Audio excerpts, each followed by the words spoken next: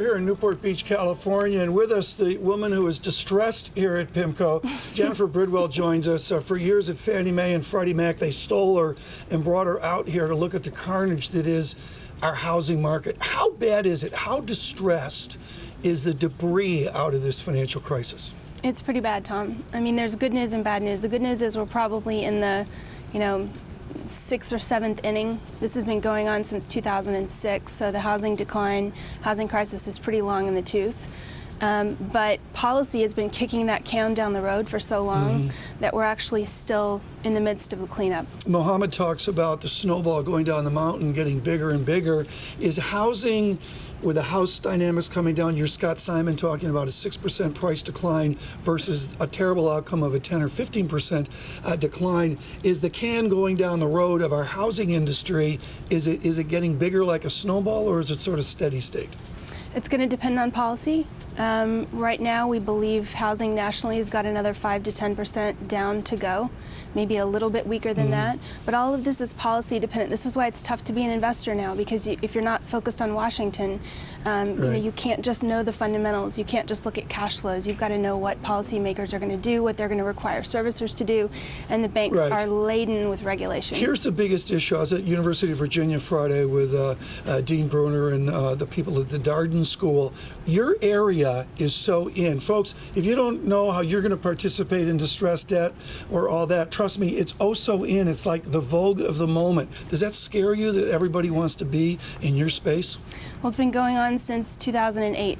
So it feels a little older to us, but no, I don't think it scares us. I think we think there needs to be about 100 times the amount of private capital in the distressed space as there is. There are just so many functional reasons why investors can't invest. Fixed income investors usually need very high quality. They need AAA ratings, or they at least need an investment grade rating.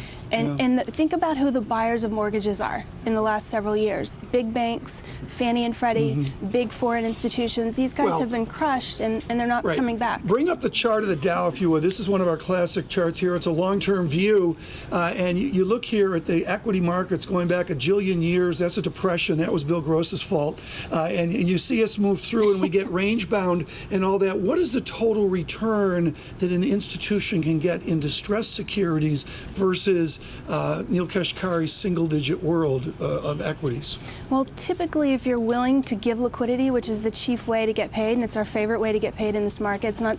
You still have to take some credit risk if you're going to play in distressed mortgages. But it depends on what your risk tolerance is. Usually, these strategies are targeting a 15+% net return. And we've found those to be pretty achievable, but you've got to be very patient, you've got to be vigilant about your entry points, and you've got to have time. These things don't take time. So if you're investing in a fund that gives you monthly or quarterly liquidity and expecting to earn those kinds of returns, we think that's a bit of a mismatch. Right. Credit Suisse, with not a rumor, but they may have their credit rating reduced by Moody's. Those European banks, not to pick on Credit Suisse, but those European banks, they've got to be unloading the paper in your world, aren't they? They are. They absolutely are. They dial 1-800-Bridwell?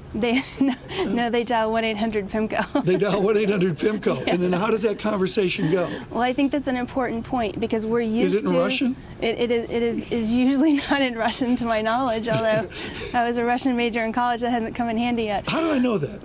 I don't know. But I think that you touched on a good point. Historically, when you think about distressed investing, you think about a pocket here or a pocket there.